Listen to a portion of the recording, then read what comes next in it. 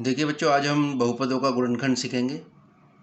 जैसा कि हम जानते हैं कि हमने ऊपर क्वेश्चन किए हैं, उसमें q माइनस 1/2 बराबर 0 का अर्थ यह है कि किसी पॉलिनोमियल qx का मान या किसी पॉलिनोमियल qt का मान t बराबर -1/2 पर अगर निकाला और वो 0 के बराबर हो गया तो 2t + 1 जो था वो qt का एक गुणनखंड है। जैसे कि हमने यहाँ पर एक एग्जाम्पल में भी इसको समझा था।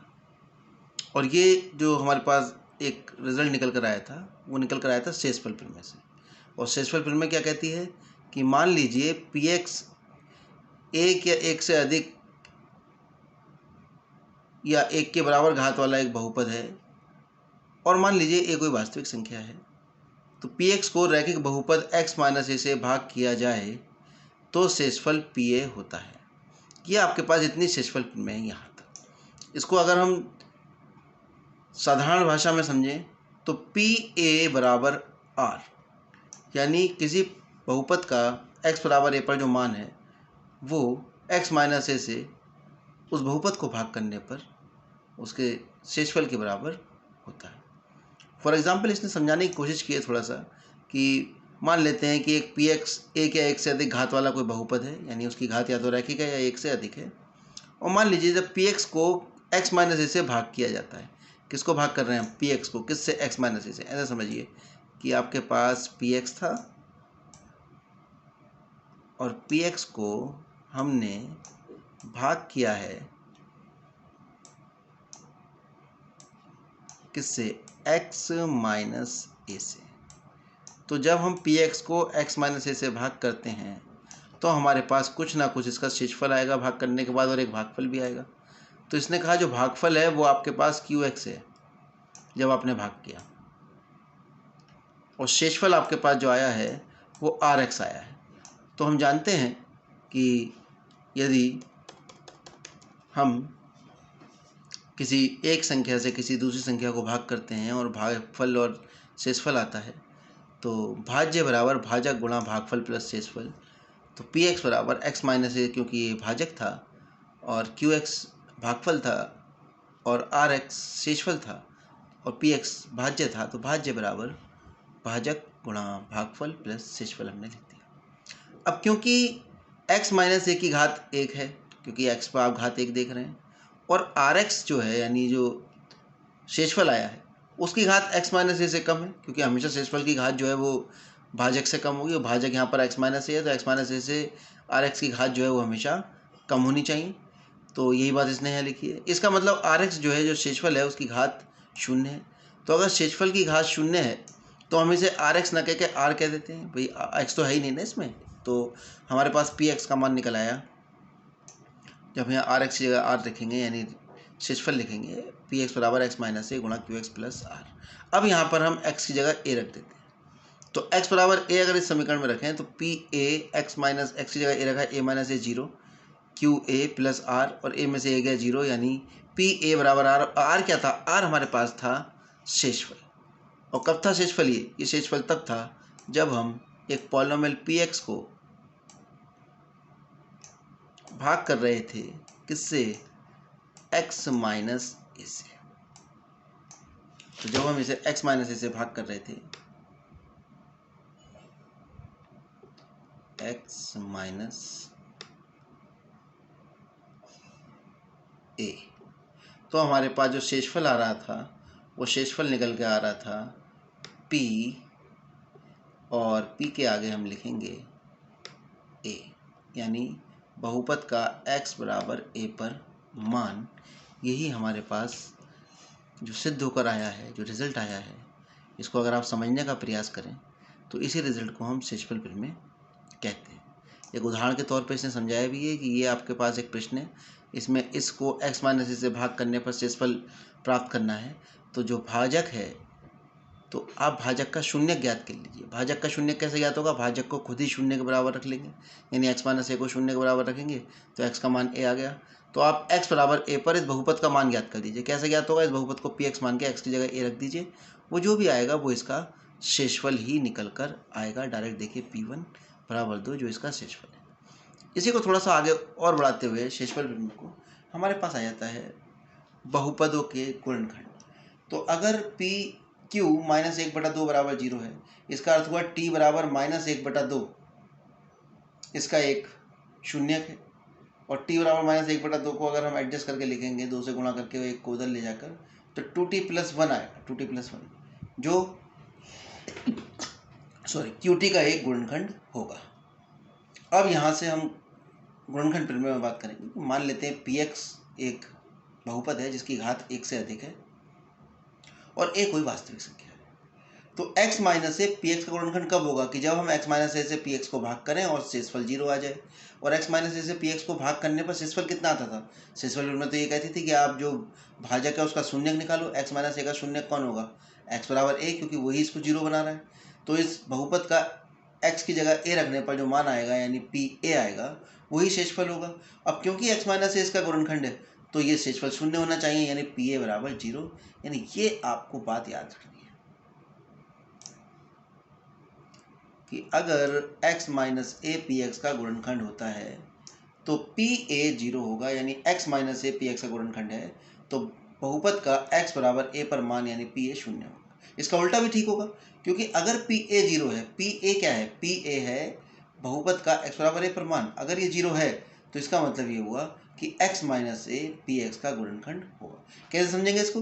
pa बराबर 0 है, यानी px का शून्यक कौन है? a है, यानी x बराबर a इसमें रखने पर ये शून्य हो जाता है, यानी x माइनस ए इसका एक गुणनखंड होगा। इसको आप ऐसे याद रखेंगे कि बहुपद अगर x में है तो x माइनस ए हो जाएगा और p माइनस ए होगा तो x प्लस ए हो जाएगा। आइए इसका हम देखते हैं कैसे सिद्ध होती है प्रमेय। शेषफल प्रमेय के द्वारा हम जानते हैं, जैसे हमने पिछली बार भी पढ़ा था, कि px को x माइनस ए से भाग करने पर भागफल अगर qx आता है और शेषफल r आता है तो px बराबर भाजक गुणा भागफल प्लस शेषफल r, क्योंकि शेषफल था बहुपद का x बराबर a पर मान, तो इसे हमने pa लिख दिया। अब अगर pa 0 हो जाएगा, जैसे ही pa 0 होगा, हम देख रहे हैं ये 0 होगा तो px बराबर x माइनस ए गुणा qx, यानी x माइनस ए px का एक गुणनखंड है।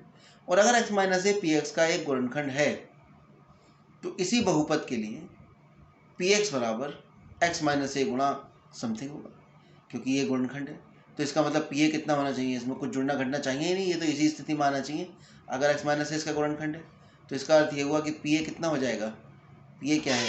इसमें जुड़ रहा है, ये 0 हो जाएगा। यानी अगर x माइनस ए px का गुणनखंड है तो pa 0 होगा, और pa अगर 0 है तो x माइनस ए इसका एक गुणनखंड होगा। देखिए, एक इसने इसी प्रमेय के आधार पर एक क्वेश्चन दिया है कि जांच कीजिए कि x+2 बहुपदों इसका और इसका दोनों का गुणनखंड है या नहीं।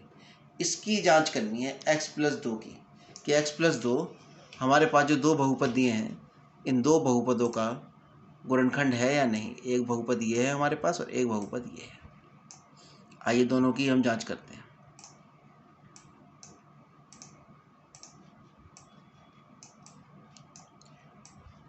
तो हमने पहले वाले बहुपद को px मान लिया। अगर x+2 इसका गुणनखंड है तो शेषफल प्रमेय क्या कहती है कि x माइनस ए अगर px का गुणनखंड होता है तो क्या कहानी होती है? x माइनस ए अगर px का गुणनखंड है, x माइनस ए px का गुणनखंड होता है तो pa आपका 0 होता है। ये है आपके पास स्थिति। यहाँ पर ये चेक करना है हमें x+2 इसका गुणनखंड है या नहीं। तो अब एक ही जगह कौन आ रहा है? अब आप ये देखिए कि इस x माइनस ए का शून्य का x बराबर 1 था, x+2 का शून्य कौन होगा? इसे 0 को बराबर रख लीजिए और हल करिए। x बराबर -2 निकल कर आएगा, यानी x+2 का शून्य x बराबर -2 होगा। यानी इस बहुपद में x की जगह आप -2 रख देंगे, तो p -2 रखेंगे, पूरे में रखा हमने, 0 आ गया। जैसे कि 0 आया इसका मतलब p -2 0 है, यानी pa एक तरह से 0 a का काम कौन कर रहा है? -2, यानी x+2 इस बहुपद का शून्य। ये इसने लिख भी दिया। अतः गुणनखंड प्रमेय यानी फैक्टर थ्योरम के हिसाब से x+2 इसका गुणनखंड होगा। अब इस बहुपद का नाम हमने sx रखा। यहाँ पर भी x+2 से हमें चेक करना है इसका गुणनखंड है या नहीं, तो x की जगह फिर -2 रखो। जब हमने x की जगह -2 रखा और हमने देखा इसको -2 रखने के बाद ये भी 0 आ रहा है, यानी x+2 इसका भी 0 के किससे? गुणनखंड प्रमेय। अब गुणनखंड प्रमेय का एक और रूप है जिसकी सहायता से हम सवालों को हल करते हैं कि x-1 इसका एक गुणनखंड है। ये पहले से ही इसने भविष्यवाणी के द्वारा हमें बता दिया कि भैया ये इसका गुणनखंड है, आप इसमें कुछ नहीं कर सकते। तो जब गुणनखंड है इसका मतलब इसे अगर मैं px मान लूँ इतने को और px मानकर गुणनखंड प्रमेय लगाऊं तो x माइनस ए इसका गुणनखंड है तो p1 0 आना चाहिए। तो x की जगह 1 रखो, आप 1 रख के ये शून्य के बराबर होना चाहिए। तो हमने x की जगह 1 रखा, ये निकला। इसको हम शून्य के बराबर लेंगे क्योंकि इसने पहले ही बता दिया है कि x - 1 इसका एक गुणनखंड है। तो इसलिए यहाँ पर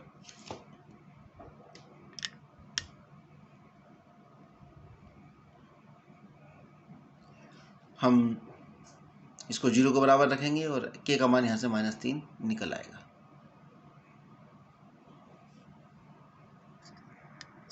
अगले सवाल को देखते हैं। अब यहाँ पर कह रहे हैं कि भाई आप गुणनखंड प्रमेय की सहायता से गुणनखंड करके दिखाइए। मध्य पद को विभक्त करके तथा गुणनखंड प्रमेय का प्रयोग करके इस सवाल के हमें गुणनखंड करने हैं, जो बहुत ही ज़्यादा महत्वपूर्ण सवाल है।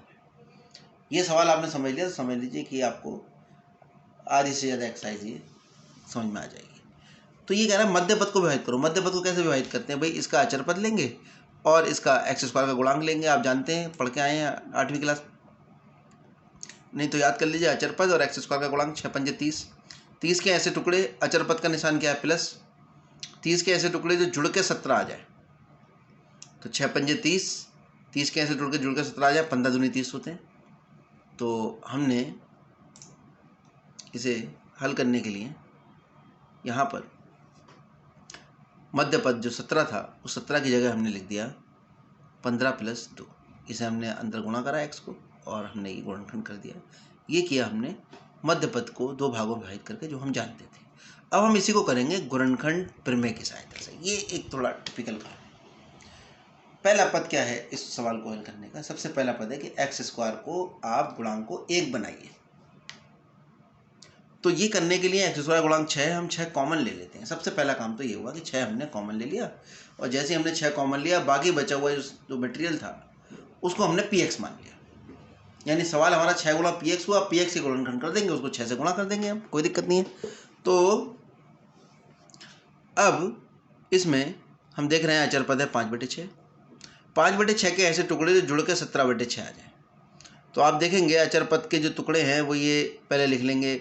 1/2 इसका गुणनखंड होगा, 1/3 होगा, प्लस माइनस 5/3 होगा, प्लस माइनस 5/2 होगा। अचर पद जो होगा पहले हम उसके संभावित गुणनखंड लिख लेंगे। फिर अचर पद के संभावित गुणनखंड पर हम इस बहुपद का मान निकालेंगे। तो हमने निकालना शुरू किया। पहले 1/2 पे निकाला, नहीं आया 0 के बराबर। फिर -1/3 पे निकाला, लेकिन जैसे ही -1/3 के पे निकाला 0 के बराबर आ गया। इसका मतलब x बराबर -1/3 इसका एक गुणनखंड होगा। किससे होगा? गुणनखंड प्रमेय से। और गुणनखंड प्रमेय से x बराबर -1/3 इसका एक शून्यक है, तो x + 1/3 इसका गुणनखंड होगा। अगर आपको डायरेक्ट याद रखना है तो याद रखो कि p -1/3 यानी a का मान है -1/3, तो x -a तो माइनस प्लस x + 1/3 इसका एक गुणनखंड होगा। और अगर p 1/3 होता तो x माइनस होता, यानी जो p के आगे, यानी जिस मान पर हमने बहुपद का मान निकाला है, चर के मान पर, x के मान पर, उसका निशान बदल के हम x के साथ लिख दिया करेंगे। यही हमारी गुणनखंड प्रमेय है। अब गुणनखंड प्रमेय से हमें ये तो पता लग गया कि px का ये गुणनखंड है। अब हमने इसको भाग किया, दूसरा गुणनखंड ज्ञात करके देखा, तो x बराबर -5/2। x बराबर -5/2 पर भी ये शून्य आया। आप निकाल के देखना, x की जगह -5/2 रखना, तो यानी x + 5/2 px का एक गुणनखंड हो जाएगा। अब इसकी घात 2 है तो 2 ही गुणनखंड होंगे, तो दोनों को, अब px के तो 2 गुणनखंड निकल आए, 2 ही संभव थे। तो px के जो ये मान था हमारे पास, इसको हम लिख सकते हैं x + 1/3 गुणा x + 5/2। 6 पहले से इसमें गुणा हो रहा था, तो इसके पूरे गुणनखंड हमारे पास ये निकल कर आ गए हैं। एलसीएम लेके हमने इसको हल कर लिया।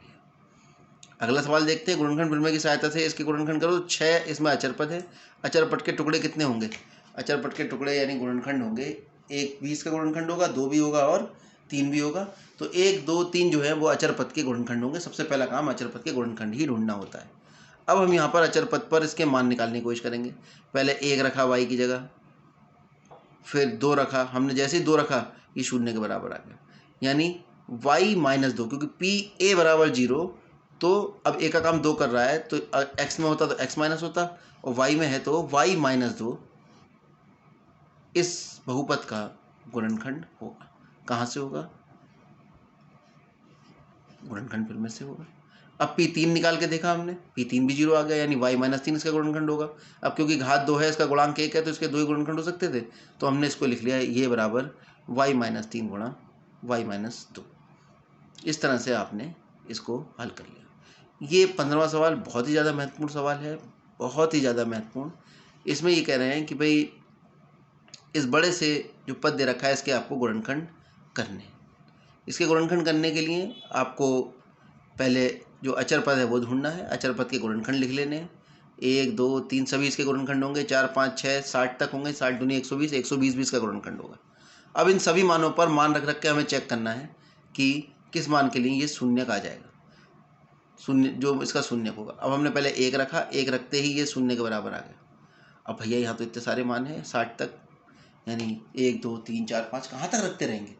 तो फिर इसके लिए एक विधि निकाली गई कि भाई ऐसा करो, इसको पहले एक आप गुणनखंड निकाल लो, अचर पद के गुणनखंड करके खाली 1 निकला x माइनस ए से भाग कर लीजिए। जब x माइनस ए से भाग करोगे तो भागफल ये निकल कर आएगा, करके देख लेना, और शेषफल शून्य आएगा। तो फिर ये जो आपके पास भाज्य है, भाज्य बराबर आप इसे लिख लेंगे भाजक गुणा भागफल, और शेषफल शून्य हो गया। अब इसके मध्य पद को 2 भागों में विभाजित करके इसके टुकड़े कर लेंगे। 120 के टुकड़े कितने आएंगे जो जुड़ के 22 आ जाए, 12 गुणा 10 बीच में लिख के आप इसके टुकड़े करके और इसके भी गुणनखंड कर लेंगे। आपने देखा कि एक पहले से आपने प्राप्त कर लिया था, 2 यहाँ से निकल आए, तो इसके 3 गुणनखंड आपके हो गए। तो आज आपको ये इसके जो हमने गुणनखंड प्रमेय के सवाल बताए हैं इनको ध्यान से करना है। इसके बाद प्रश्नावली 2.4 है जिसके बारे में हम आपसे बात करेंगे।